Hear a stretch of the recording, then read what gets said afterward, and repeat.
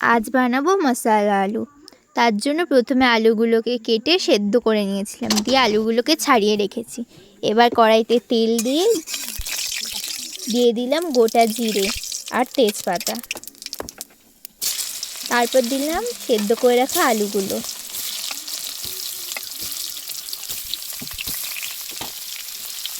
দিয়ে ভালো করে নেড়ে নিলাম। দেখো ভাজা ভাজা হয়েছে। এবার দেবো স্বাদ মতো নুন, হলুদ গুঁড়ো, লঙ্কা গুঁড়ো,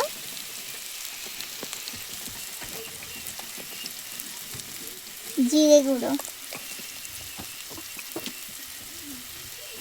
আর দেবো আদা বাটা। তারপর দিয়ে দিলাম কেটে রাখা টমেটো কুচিগুলো।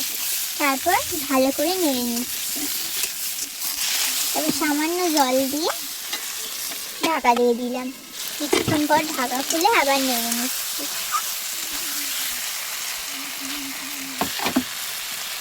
দেখো তৈরি আমাদের মশলা আলু।